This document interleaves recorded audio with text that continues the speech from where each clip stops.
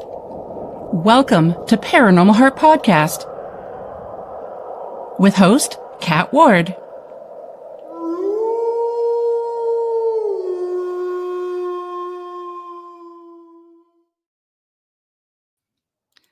Hello, everyone. Welcome to Paranormal Heart Podcast. I'm your host, Kat Ward. Tonight's segment is pre-recorded, streaming on United Public Radio Network 107.7 New Orleans, as well as 105.3 the Gulf Coast. Thanks so much for hanging out with us. So Paranormal Heart Podcast is for entertainment purposes only. All information shared in this podcast is not professional advice. The views and opinions expressed on Paranormal Heart Podcast are not necessarily those of the show host, network, or producers. Paranormal Heart Podcast is always respectful and courteous to all involved. Trigger warning, this episode may contain content that may be disturbing to some.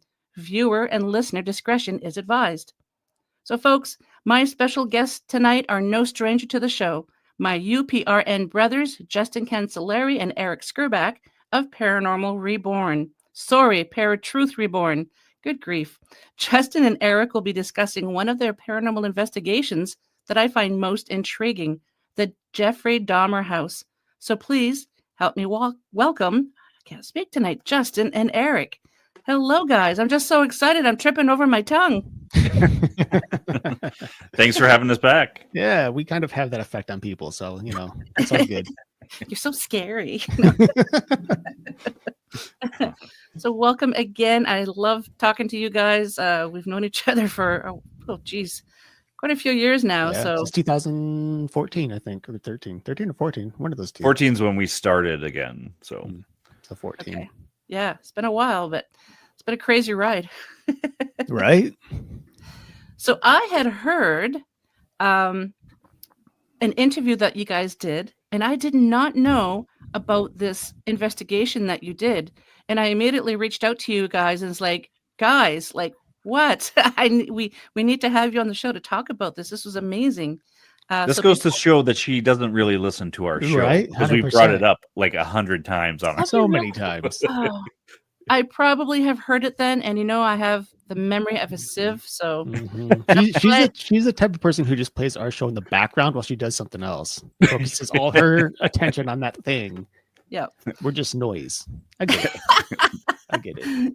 This is. I think we actually did an entire episode on. I want to say it was one of our Ghost Hunting 101 or one of the series that we did. Say it isn't exactly. So. Oh my Lord. Well, this is why I call my husband Honey, because I can never remember his name. 30 years, I can't remember the guy's name. No, just kidding. I know his name. Okay, so before we get to this intriguing topic, could you just give the audience just a little background on you guys, and in case they don't know who you are, but I'm pretty sure they do. Yeah, Erik, go ahead. Yeah. So, I got started in the paranormal a long time ago. I grew up watching the X-Files with my family. It was like a normal weekly event every Wednesday night from when I was probably around 8 years old or so. We would all sit as a family, watch X-Files every week. And so I spent a lot of time outdoors, my sisters and I, playing what we would call FBI, which in this case, we were just looking at the sky, looking for aliens and, make believe, looking for monsters in the backyards and stuff. So, I had quite a bit of interest from the very beginning. But I also grew up in a haunted house, which is the house I'm currently living in. So basically, since I was a little kid, as long as I can remember, events were happening here. And there are things me and my sisters always witnessed, spirits, noises, lights flickering, things like that. And of course, my mom always told us it wasn't haunted. She also grew up in this house. And she told us this over and over and over again until, I think it was like 2001, I believe, when we were all sitting around a table on New Year's Eve talking about the hauntings, and my uncle and my mom started talking about the same hauntings that they witnessed in this house when they were kids. So, she lied to us for nearly half of our lives at that point. But, you know, a lot of events have happened to me since then that just kind of continued to build my interest in the paranormal. And so back in 2009, I became a born again Christian, and I decided to start taking my knowledge and understanding of the paranormal and cross-reference it with what I believe and have learned through the Christian faith. So that's where I tend to come in a lot with my views and opinions on a lot of this stuff. But yeah, you know, I think it's pretty well-rounded, and I've always had a fun time talking about this kind of thing. Indeed. Yeah, I've always had an interest in it from a relatively young age. I'd say early teens. We had a Ouija board. I had tarot cards. Pretty sure we had a ghost in our house, but never had really any investigations or anything. It was just kind of eerie feelings sometimes. But it was really when I was watching Supernatural a lot, and then watching Ghost Hunters a little bit, that I really wanted to delve more into it, because it was one of those things that I always wanted answers. And at that point, when Erik and I first started doing it all, I was not atheist, but agnostic. I acknowledged that this stuff was out there, but I didn't believe that there was a God or anything like that. But then when Erik became saved again, I kind of came back to my faith, and I'll say kind of, because I do practice a lot of things that a lot of Christians don't. But yeah, it's been interesting, even growing with Erik through the years, delving into this stuff, doing the podcast together, and actually seeing both of us grow as hosts. And that's kind of how Paratruth was born, was by combining two podcasts that we had separately. And he and I don't always agree, but I think we usually tend to agree to disagree, so, depending on the topic. Yeah. So I could just imagine, no, you're wrong. No, you're wrong. All right, we could do that for an entire episode. That's what families do, right? Yeah. So the Jeffrey Dahmer house, how did you manage to be able to investigate that house? So there is kind of a whole story to this. I don't think we've delved too much into how we got there, other than we were invited by another group to help them investigate. We become kind of friendly with this group, and this guy was actually charging for investigators to come in to do this investigation. And like, when we heard that, we originally were like, no, we're not paying to go investigate somebody's property. Yep. But they're like, oh no, we got it covered. You guys just come and do your thing. And we're like, okay, sweet, let's do it. Mm-hmm. And so it wasn't super far from where we lived. It's in Bath Township. That's where he kind of grew up into his teen and early adult years, and that's where he did his first murder. That's wild. So it would have been kind of like his childhood house that he was in a way, only for a portion of his childhood. So he lived in two other places prior, and I think he moved into Bath right around 8 years old or something. To Bath Township. And so he was there from 8 years old until roughly 18, 19, I think. So, you know, the majority of like the important parts of schooling, you know, high school and all that, he was there. So, Wow. So do tell, to walk us through the investigation.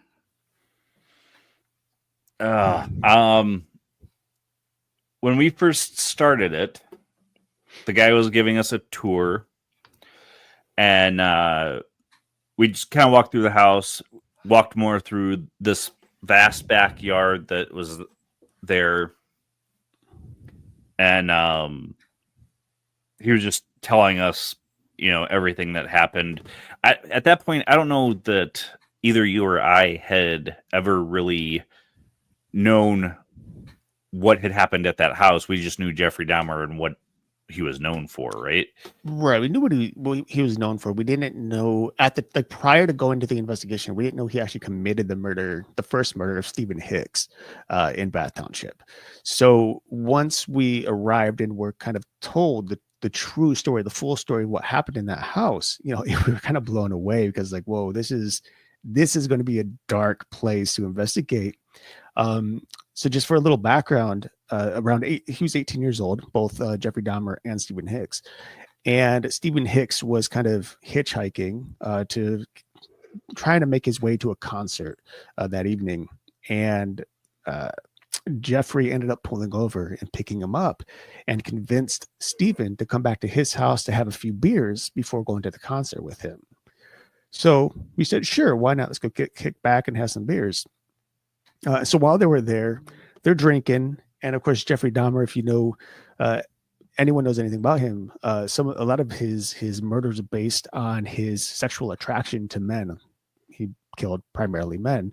And so there was a point in which he had this sexual desire toward Stephen Hicks, but Stephen Hicks started talking about women, and that kind of angered or frustrated Jeffrey, knowing that nothing would happen between them. Mm-hmm. So basically, when Stephen had turned his back, Jeffrey picked up a 10-pound dumbbell and started beating him over the head until he was dead. And then he happened to fornicate over his body and then drag him out in the backyard to this little cubby underneath the house where he basically, I think at that point, he chopped him up, placed him in some garbage bags and buried him in the backyard. And then later on, a few days or so, he went back, redug everything up and separated the flesh and the bones from each other, placed them into separate bags, and then scattered them throughout the backyard again. And all of this, we learned that night because they had a lot of the documentation that the investigators had on Jeffrey Dahmer. And at that point, they were trying to reopen the case to learn more about it. And so this guy who basically, the owner, so we had the guy renting the house there with us, and then we had the owner. And the owner was the one who was charging the other investigators. The investigators were very interested in this. And he's like, well, if you want to get in this house, you're going to have to pay us. So they did. And like Justin said, they invited us along. And his whole thing was he wanted to create a documentary. He was hoping that we would find documentation of some sort of spirit activity that can help him with this documentary. Did you? Or is that going to be no? Let us know during the story. Well, I mean, we're going to share quite a few things, I think, throughout the story. Yeah. But in the very beginning, so as Justin was saying, we were kind of walking around the backyard in the house, doing a preliminary check, doing the typical things that investigators do, EMF readings, getting all those baseline readings, learning what the history was, where he might have spent a lot of his time. We went to his bedroom. I spent a lot of time in the little cubby where he did all the nasty stuff to the body. Was creepy. But so one thing that is important to know. So we're walking through his backyard, and Jeffrey, when he was younger, pretty much between 8 years old and 16 or so, he became vastly interested in how animals worked and how their bodies were put together. So he would capture small animals like squirrels, mice, frogs, things like that. And he would pin them up on trees and dissect them and separate all these pieces and stuff. I mean, he had a very, very, very sick fascination here. No kidding. Yeah. So mind you, when he was 8 years old, this was something they really started doing. And so as we're walking through the backyard, there's like this little path that goes through all these trees. There's a really wooded area. And I turn the corner around this one tree, and just out the corner of my eye, I like stop and pull back. It's like dusk at this point, so it's hard to see. But I saw this little metal thing sticking out the tree at eye level. And I jumped back for a moment, and I saw a nail sticking out of the tree. Oh. No big deal. I'm 5'8". He was like, whatever.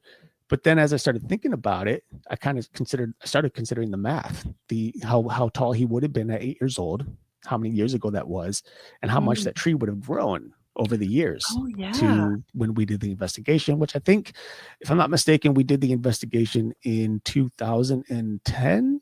No, a little earlier than that. It was 2008-ish. shortly before I moved to North Dakota. So Okay. it was 2009, 2010, somewhere Okay. in there. So, it made sense that this nail, if it was indeed placed there by Jeffrey Dahmer himself, it would be at that same level, roughly 5'8", a little lower than 5'8", because it was about eye level for me. And that was kind of chilling, knowing like this nail here belonged potentially to him, and that he pinned some poor creature to this thing. Whether the creature was alive or not when he did it, nobody knows. I'd like to think not. Right. But he had done a lot of nasty things to animals. Yeah. He even, one story actually is that as a joke, supposedly, he claims he found a dog and that was already dead, supposedly. And he decapitated it and stuck the head on top of a little pike and placed it in the woods along with the body, and then invited his friend over to come see it, which the friend had no idea what he was walking into. And, Jeffrey Dahmer thought it was hilarious, and this friend was scarred. No kidding. So you kind of get an idea of what his mindset already was when he was roughly between 10 and 16 years old when he did this particular thing with his dog. One thing to consider also is that he didn't have a good relationship with his family. His mom was very sick the majority of his life. His dad was never around. He would come and go, but work always kept him busy. So he really grew up by himself, and he didn't have like the nurturing that most kids should have growing up. So he was kind of left to do his own thing and explore his curiosities, which, with no one there to say, oh, this is weird. Yeah. He's going to keep falling into such things, Because he thinks it's normal, and there's no one there to say, no, that's a bad thing. Right. Wow. Did you have any feelings when you entered the property? Like any dark feelings in the air or anything? Other than knowing what happened there, I don't remember really. I don't think so. It was, everything that happened after, which was, I'll admit, very minimal in the evidence department. But I don't remember feeling weird or anything until we were doing the investigation itself. Yeah, there was like, if anything, the one thing that felt weird at all was the little cubby underneath the house, which just felt like really thick with the atmosphere. But that's not, again, something that I can even say to this day whether that was legitimately like a spiritual or residual type thing happening there, or if it was just because, if this was summertime, we were in stuffy this basement area. Stuffy basement area. Like, it was an open area for the most part. It's like this little door, and then inside was maybe around 2 feet of like flat ground, and then this huge dirt and gravel hill that went basically up to the floorboards and went as deep as you could. So you can get up there if you crawled on your belly to the back of the house. But for the most part, you had like a 2 foot by maybe 10 feet that you can like work within. So like 2 feet wide and 10 feet long. So, with that said, like the humidity in there might have built that thickness, but it was still very weird. And throughout the night, that eeriness would change based on the investigation. For those of you watching the video, a couple minutes ago, you saw that I was laughing. It's not at the topic. It's just because I kept seeing a cattail go in front of Erik, one of the Hellcats. Always makes an appearance. Always, every day. I actually tell both of the boys like Wednesday morning. I'm like, hey guys, don't forget it's showtime tonight, so just be prepared. So, and they're like, yeah, okay, we don't care. Like, okay, let's go. I mean, Binks literally makes an appearance every single show multiple times. Yeah. So I don't know if you saw my post the other day, but like we did a double recording, and he spent so much time staring at the screen that in between shows he just lay down and he's like he was rebooting. He's like, I got to prepare for this next one. Your editor just relaxing because he worked so hard. Right. Okay, sorry, enough about the Hellcats. I just wanted to explain to the audience watching this that, yeah, that's why I was laughing. No, she just has a sick mind, people. Don't listen to her. Well, and when we first started, I think you and I split up where I was outside and you were inside. And then eventually we were both outside at one point. But when you were by yourself is when you had some of your experiences. Right. Most of my stuff was when we were inside all together and with the other group for the most part. But Erik had some cool stuff. The only story that I have that wasn't ours was there was a guy there who was, I believe, half Native American. He was a shaman and a medium, and he saw a floating torso in one of the hallways of the house. I don't think the rest of the team got a whole lot, or they didn't share it with us. Right. If they did. How many people were investigating in total? There was roughly 10-ish, I think. Yeah, somewhere in there. So, we weren't all investigating at the same time. Yeah. The majority of the people, we'd either have like a split investigation where a certain number of group is indoors while the other is in the backyard. And then everyone else would stay around home base, and we would just kind of cycle through the night. And it was a full night investigation, so we were there roughly 6 p.m. until 6 a.m., I think, something like that. Wow. Yeah. It's a long investigation. Yeah. Big property. So, it was a huge property. But one thing to consider, like regarding the floating torso, like I always thought that was interesting because despite not having actual physical evidence, we have to remember that Stephen Hicks was chopped up. So if he was there and he appeared as a floating, I mean, it probably would have been more, I don't know, it could have been residual. It could have been some sort of, what better way to say it other than just a vision of something that happened, not actually spiritual by any means, depending on what the medium, what they were recepting at that time. But nonetheless, I thought that was an interesting connection. Yeah, it sure is. So what else happened? Well, Erik, go ahead and tell your stuff because mine didn't happen until later. Yeah. Yeah. So, well, first and foremost, something that was more, a lot of the night, there was a lot of feelings, right? So at the beginning of your show here, we said that we didn't collect a ton of evidence, which is pretty normal for most investigations anyway. But with that said, we would feel a lot of physical changes throughout the night. And one, as I was saying earlier, was in that little cubby. Originally, it was kind of humid, but as the night drew on, it got a lot cooler outside. I think it dropped to roughly 60 to 62 degrees. So pretty nice night for the summer. And so that room got pretty cool. But while I was investigating, I was asking a number of different questions. I would get this kind of heavy like thickness in my chest, as if something was like pushing on my chest, and then it would feel as if the atmosphere was just closing in around me, but then it would release itself, and it would just do that occasionally every time I asked a certain question. And again, like, I don't know if that's spiritual, if that was just, more in my mind, like I'm asking these really dark questions about things that had happened there, and I was physically reacting to my own questions. I don't know. But nonetheless, it was interesting, and it was something And that you're I in a did cramped note. space too. And I'm in a cramped space, yeah. And I'm not a big fan of cramped spaces to begin with. But nonetheless, like I mean, the door was right there, so wasn't too bad, But yeah, so that was the type of feeling all night. And I would like pick up the dirt. I would like move things, I did at that point, which we don't do anymore. But at the time I did try to provoke anything to come through.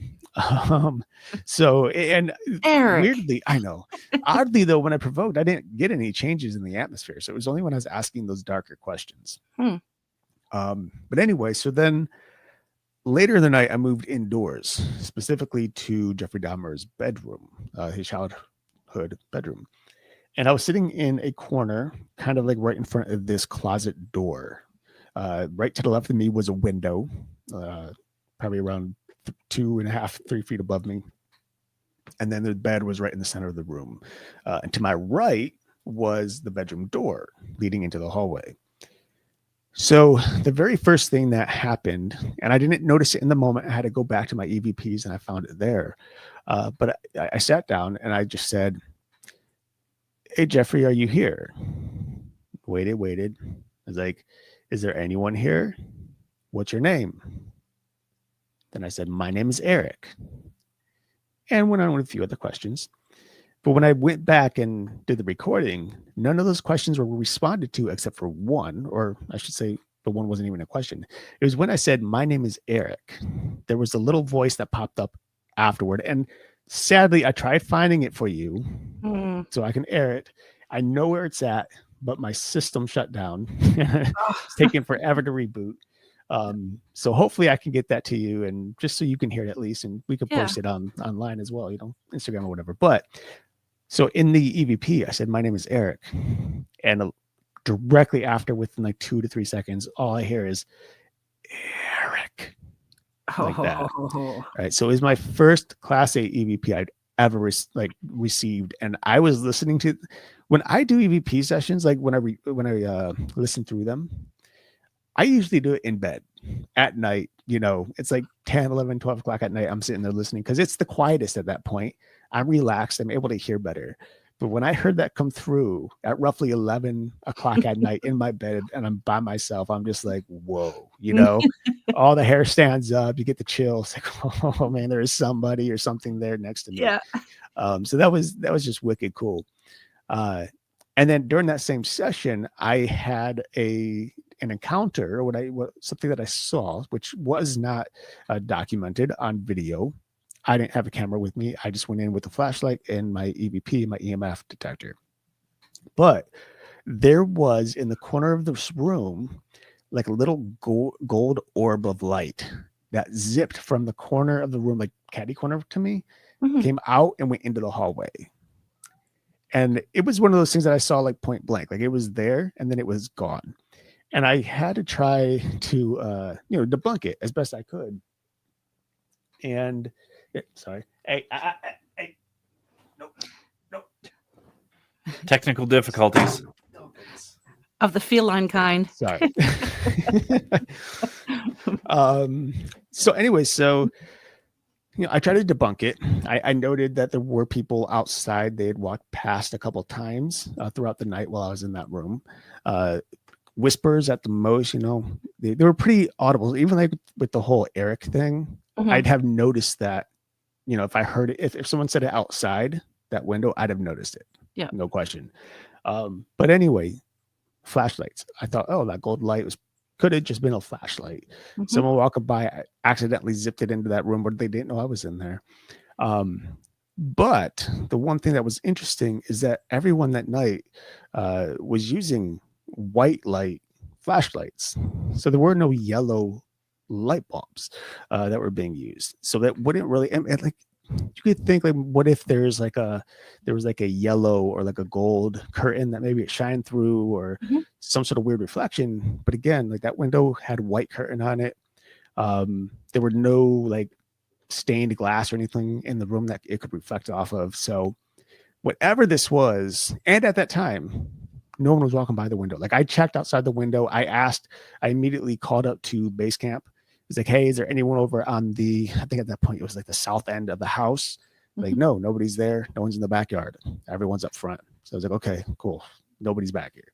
So whatever it was, it kind of correlated with this EVP I caught. And that was kind of, it wasn't kind of cool. It was pretty cool, right? For my first Class A EVP to be mashed up with this weird orb that I didn't see again the rest of the night. It's amazing. I've heard my name mentioned during an investigation once, and it was my full name, not Kat, because everybody knows I go by Kat, but my full name is Catherine. And during that investigation, I remember looking over my left shoulder. I don't know why I didn't hear anything. I'm going over the audio later on, and I heard Catherine. It's just like I sat bolt up. I was just like, oh my God. I had to ask my kids, okay, I'm not telling you what do you hear here? And they're like, just somebody said your name. I'm like, yeah. So yeah, that is a creepy, cool feeling. I hear my name all the time, but never am recording it or have caught it on recording. Even when I was working in a nursing home at a kitchen, I'm the only one working in the kitchen, and I hear my name called. So I'm like, yeah. Well, nobody's answering. But off of that, I'm going to rabbit trail real quick because that's kind of what we do. But yes, it is. In my parents' house, where they live currently, we moved out there in 2004. So between 2004 and 2013, I was living with them before I moved to Atlanta or to Virginia. But there was a time during my demonic oppression phase, we'll call it, where prior to it and after it, there was this voice that kept waking me up. It was always like, you know, that kind of place you're in when you're falling asleep, but you're not, you're still very aware, but you're like out of it, Mm-hmm. Every time I would hit that moment in my sleep schedule, I would hear a woman's voice that would do just like that EVP. It would just be like, Erik, faster. It wasn't as drawn out as the EVP, but it's just Erik. And it would happen nearly every single night. It starts wearing on you like, this is weird. Like, what is, Yeah. And so one day, it was after work, and I was talking to my mom and my sister. My sister, she had yet to move out of that house, but she was going too soon at this point. But she was there with us, and I don't know why I brought it up. We were just talking about something that related to ghosts, I guess. And I said, like, I paused and I was like, I got to tell you guys something. And they're like, okay. I was like, so like every night as I'm falling asleep, like that weird between stage, I hear a voice. And then my sister immediately says, Erik. And I said, yes. She's like, I hear it every night too. Only it says my name. And it would say her name as well at same way. Wow. It was just what, and we would always see this blue orb always traveling around the house. We would be sitting in the room together and we'd all see it at the same time. So, we have a belief of what it could have been or who it might have been, because there was a woman who had passed away there prior to us moving in. A peaceful death, but nonetheless. But what's interesting though is all of that did cease after my demonic oppression, and I did a cleansing for the first time. And that all of that, that blue orb, all of it just disappeared. But it is wild that, my sister would complete my sentence, the thing that I've been noticing. So it was cool. Wow. You must have felt somewhat relieved because somebody else was experiencing that too. Yeah. I mean, somewhat relieved, but then also like, oh, there's somebody watching me at night for a fact now. So, yeah. Me, it would have been like, there's somebody watching me at night now. Oh, man. And all of the cartoons that I've posted kind of reflect that that's our mentalities. The one cat, I don't know if you saw, but I used the Hat Man in the prompt. And I had put, have us fighting the Hat Man, and for some reason it had me facing Erik in like this weird fake jujitsu pose. I'm like, why am I beating up Erik? The Hat Man's standing right behind me. He was possessing you. Yeah. Yes. You're his puppet. Well, that'll go into my part of the Jeffrey Dahmer. Yes, house. Please. So really not a whole lot happened for me a lot of the night. I had been outside, I had been inside, and then it was getting close to the time that we would be wrapping up. I'd say like 2-3 in the morning, somewhere in there. We had a Radio Shack hack ghost box. If you guys don't know what that is, it was basically an AM/FM radio with the prong cut that stops on a channel when it detects it.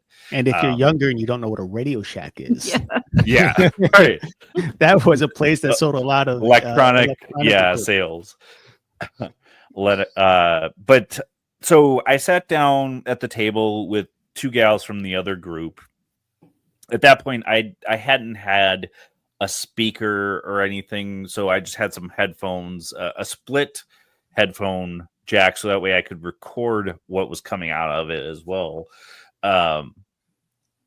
And I honestly don't remember. There wasn't. It was a whole lot of kind of just radio noise. It wasn't any responses to questions or anything. But these gals were like all about it, and I'm like, no. You know, I think this is all just radio stuff. But we got on to a conversation about, you know, they asked me, do you think Jeffrey Dahmer is actually here? Because it is said that if you die in prison and you're buried in prison, that the walls are built with, I believe but I believe sandstone as well. And sandstone is supposedly meant to keep spirits in. So not only are they imprisoned in life, they're imprisoned in death too. And they're like, and they said that to me. I'm like, I don't know what is here. I'm not going to sit there and speculate what is here on an investigation, first and foremost. But secondly, I don't know. It could be possibly, it could be Stephen Hicks, you know, who knows? But after that, I kind of went about my business and doing some more investigation. And then it got to the point where we were all sitting in the living room. I believe when Stephen Hicks was killed, it was a garage. Right. And a person from the other team was listening to the spirit box. And I don't remember exactly what we were asking, but at one point I'm like, is there anybody here? And the gal listening said yes. And so I'm like, okay, well, if you're here, prove it, you know, touch one of us. And I felt this like very slight brush against the back of my neck. And I'm like, yeah, so I just got brushed on the back of my neck. So yeah, they're here, whoever they are. I'm gonna go outside, guys. You know, you guys keep going.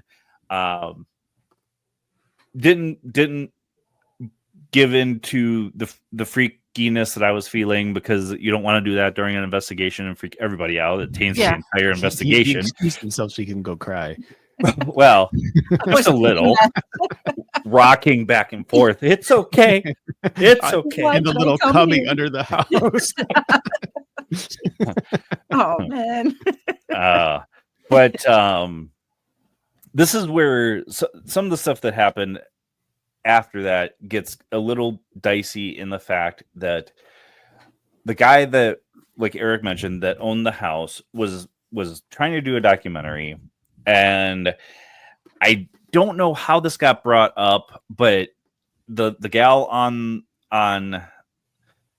or that was listening to the Ghost Box heard a book or journal, something, and then she heard under the floorboards. So it got this guy like riled up trying to find this book. After listening to the playback, I didn't hear anything about a book, about under the floorboards. I just heard radio noise. It hadn't recorded our questions because the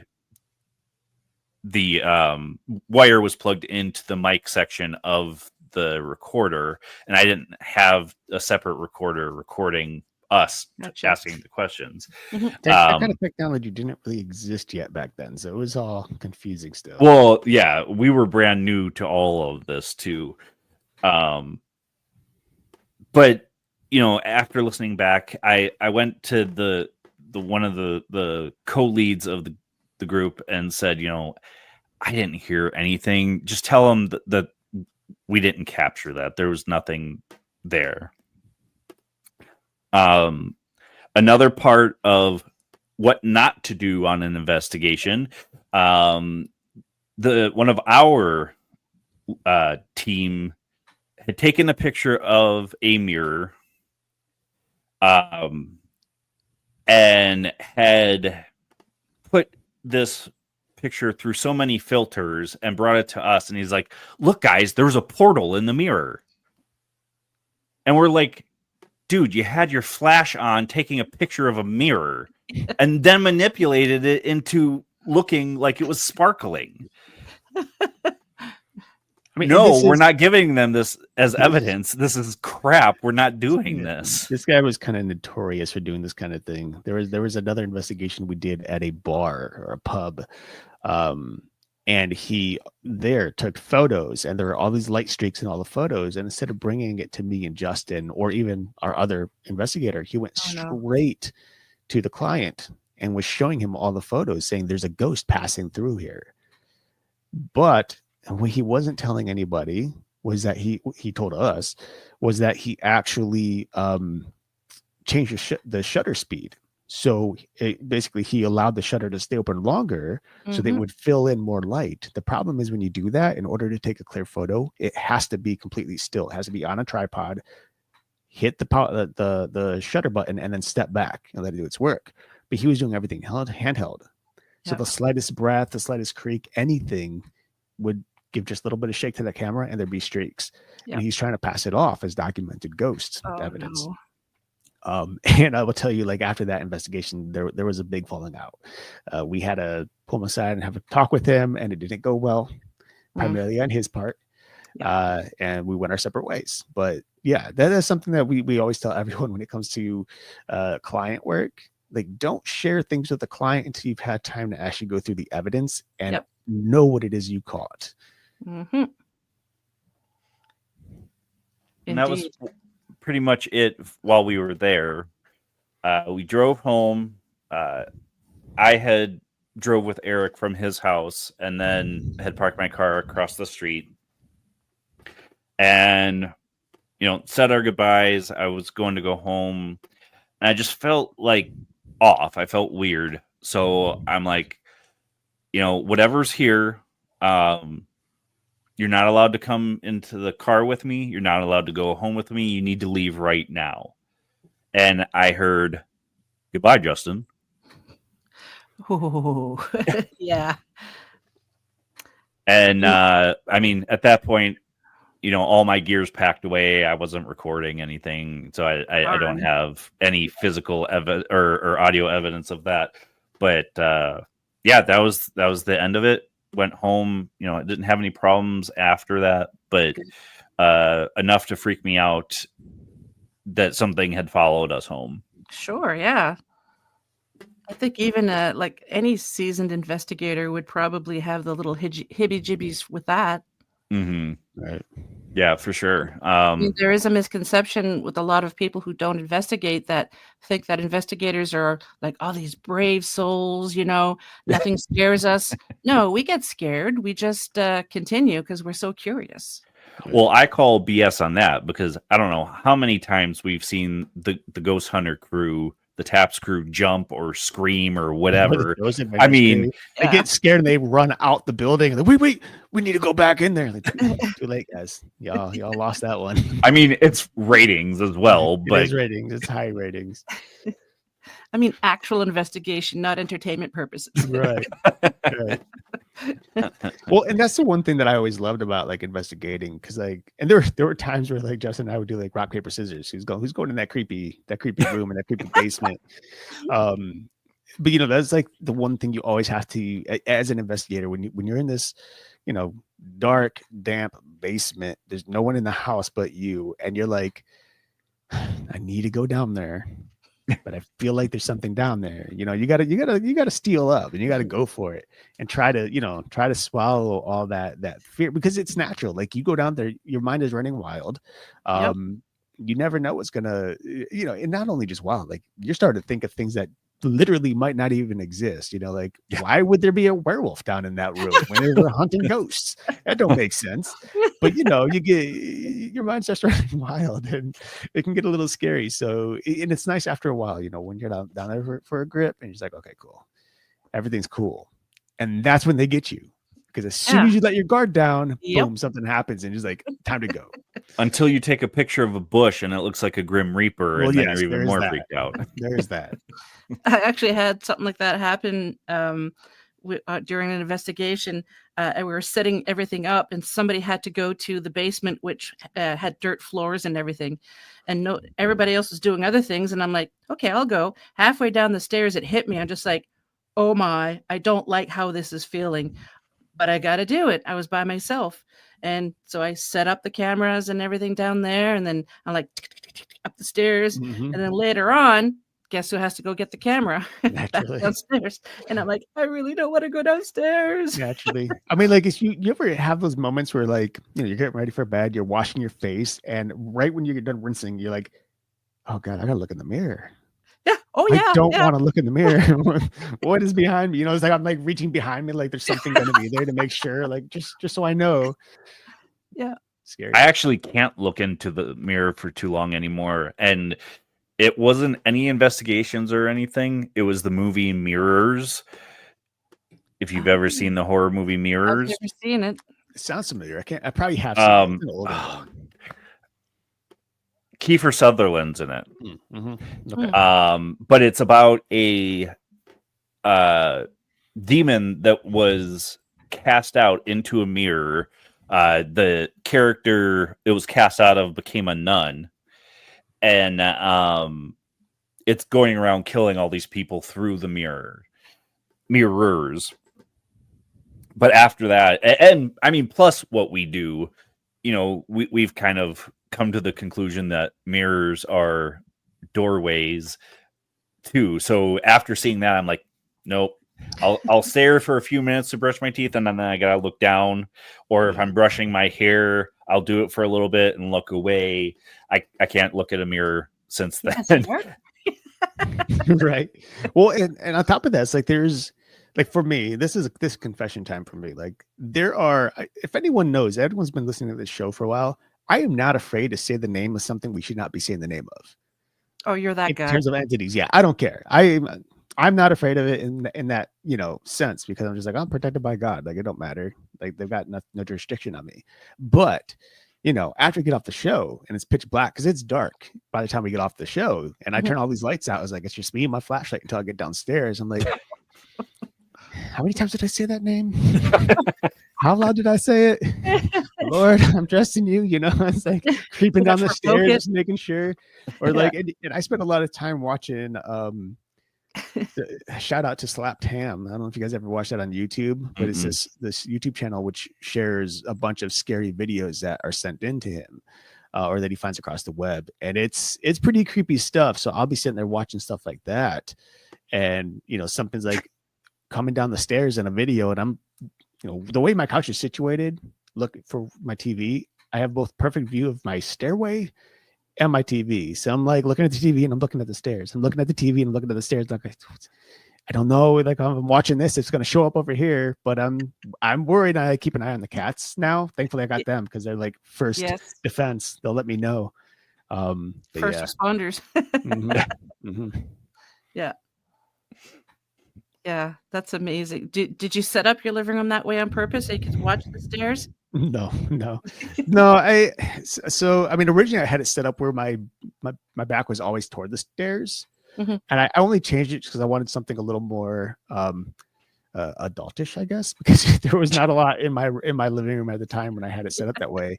But on top of that, like there were plenty of times where I would watch those type of videos and I can't see behind me. So I'm like trying to listen. I'll hear little noises, just like the, furnace kicking on or the refrigerator going. Yeah. But it's just like little creaks and this is a 60-year-old house. So, it has its creaks.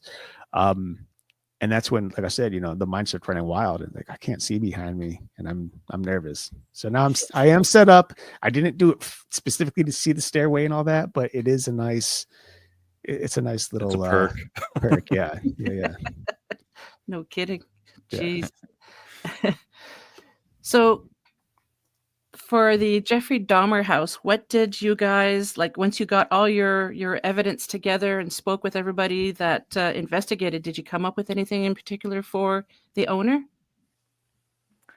I honestly don't know what all they presented, because since they were the lead group, they were the ones that presented all the evidence.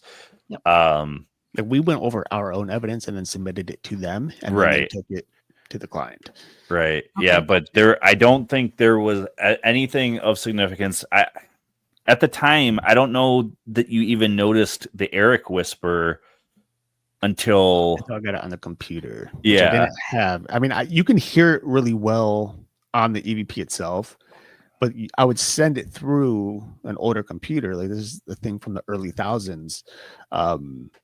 And when it got to the other side, it'd be slightly distorted. So you'd have to turn the volume way up and do all this manipulation to it in order to pull up the volume, which we just didn't really have that type of capability back then. But if like straight from the EVP, it was clear as can be, and it's clear on my computer now. But yeah, so and they did end up hearing it. They did have to turn it up, and I think they submitted it. And I think the overall belief was that they could not say certainly that the house itself was haunted, but they did believe they contacted some sort of spirit that may or may not reside there, which is another way of saying I don't know. But yeah. So and this guy, he wanted the crews to come back and do a second investigation. But then he said, when we said, okay, sure, we could do that. Then he was like, cool. It's going to be another such and such amount of money. And all the team said, nope. The first one, you got us, we'll pay. But the second one, if you want it done, it's got to be free. Well, especially where he wants to do a documentary with your evidence. Exactly. And that was one of the things that was brought up to him. Like this is, he had all these things about what we can and cannot share because it's his house and property and this and whatnot. But then he wants to share our evidence. He wants to use our names, but willing to change our names if we don't give him the okay. So there were a lot of issues in that regard as well that people just weren't thrilled with.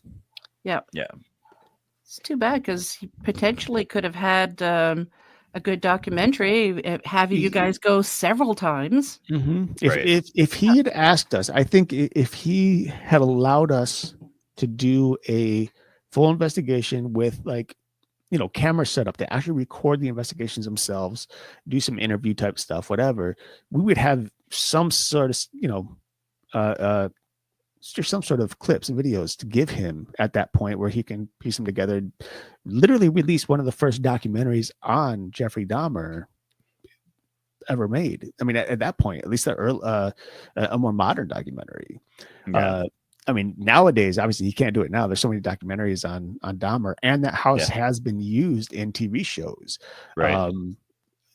So if anyone listening, if you've ever watched My Friend Dahmer, it's a movie that was on Netflix. It's about his childhood growing up, or like his teen years. Yeah. That entire movie was shot here in Cleveland, and specifically in Bath Township, and at his actual house. So if you want to see what his house actually looked like, aside from just going on, looking up pictures, you can watch that movie and you'll see everything that Jeffrey Dahmer would have seen growing up. And the house went up for sale in 2019, 2020. Maybe it was even a little later than that. It might have been after the movie was shot, but it went up. Yeah, I mean, when they made the movie, the original owner that we worked with was not the owner anymore. So it was a different owner. I'm not even sure. I don't know if it's like officially owned by if it's a private owner or if it was given to the city. I just drove past it 2 weeks ago. I had to pick up there's another documentary that I'm working on, and I had to pick up someone who lost a family member due to a murder that was coming in for an interview. So I had to go out to Bath Township, and every time I go out there, I drive past his house because it's literally right off the highway, no more than 4 or 5 minutes. And it's a lot more cleaned up than when we went there. Like they redid the siding, they took some trees down. It looks like a normal home. Like most people would not know this is where Jeffrey Dahmer killed Stephen Hicks. Not as creepy as when we not as creepy there. like when we got there. You're and it was still modernized when we went. Yeah. Like we'd pull in this long driveway, and it's just shrouded by trees on either side. And out in Bath Township, you're roughly 25 to 30 minutes from downtown Cleveland. So there's no big cities around it. So it's just kind of pitch black out there. And there were less lights than there are nowadays over there. Mm-hmm. So, you're walking up and all you're seeing is the glow of this house in the windows. And it's very just ominous, when you're pulling up there, like, what happened there. Yeah. You know what went down. And this house is like, hello, enter me. Come learn things, my history, the things that I've seen. It's, yeah. I shall share my dark history with you. Right? Wow. I wonder, so I don't know what the laws are like when somebody, like, say the house is up for sale now, do they have to give that information? Or is it only if you ask, you have to be given the info? Only if you ask. It is no longer illegal to keep a death in the house a secret. So, yeah, if you want to sell a house, you don't have to say anything that happened there unless the person looking at it asks for that disclosure. Okay, it's like that here up in Canada, too. Yeah. And of course, me being me, if I get any bad vibes whenever we look at houses, I ask the realtor, so have there been any deaths in the house? Well, yeah. When my parents were originally looking for a house before they got the one in it's like 10 minutes from me. But we went to a place out in the city called North Royalton, I think. And we had gotten in this house and we were talking to them. And they said that there was a older man who hung himself in the garage. Oh. Died. And so, my family, like my parents really liked this house. And as soon as they said that, they're like, and they had a long discussion about it. Like it's, whether or not, like, well, but yeah, ultimately it was a no-go. Like that's, well, maybe not take that chance. Yeah. Don't tempt fate. Right. Yeah. Wow. Well, thank you so much, guys. I really appreciate you telling us about this incredible investigation. I hope people didn't get too upset with some of the wording in this episode, but it is it really was an interesting episode. I appreciate it. Thank you so much. Yeah, for sure. And before we sign off, could you please tell the audience where they can find you? Everywhere. You can find us everywhere. Walmart, everywhere. Our website's paratruth.com. You can find all of our episodes there. You can listen to us on UPRN. As well as our YouTube channel. We're on Facebook. We're on Instagram. I just got us on Blue Sky. I don't even know what that is. It's a new social media. There's so many popping up to keep up with. But this one was started because people that created it didn't want to be a part of Facebook and Instagram anymore because of the person that owns it. So check us out wherever you can find us. Like, share, subscribe. Yeah. And if it's easier, just type in Paratruth into your Google search and it'll pop up. Everything will pop up. So you hope. Yeah, it will. It will. It does. I check it on the regular to make sure. Okay. We spent a lot of years making sure it shows up. And I am so happy that after you had Paratruth Radio, that because you took a little hiatus and you didn't know if you're going to be coming back. I think all of us pretty much knew you'd be back, but I'm glad you are, and you rebranded a bit. So yes, I'm happy. Well, we're glad too. Most of the time. Yeah. No, and we're glad too. We're doing a lot of different things than we used to, so we don't get burnt out too. So we've done tons of guests. I think we're going to start alternating between a couple of guests, couple of just him and I talking about a topic, just so we don't get burnt out, because it is a lot to do a podcast. Most people don't even realize that. And you guys have been doing this for a while too, so 17 years. Holy Hannah, that is a couple of moons. Just a few. Just a few, yeah. Okay, well, thank you so much, guys. If you hang tight just for a few minutes, we can chat for a little bit after I say our farewells to the audience. All right. All right. So thank you to my special guests tonight and UPRN 107.7 New Orleans and 105.3 the Gulf Coast. Remember, if you enjoyed the show, please support us by liking, subscribing, sharing, and commenting.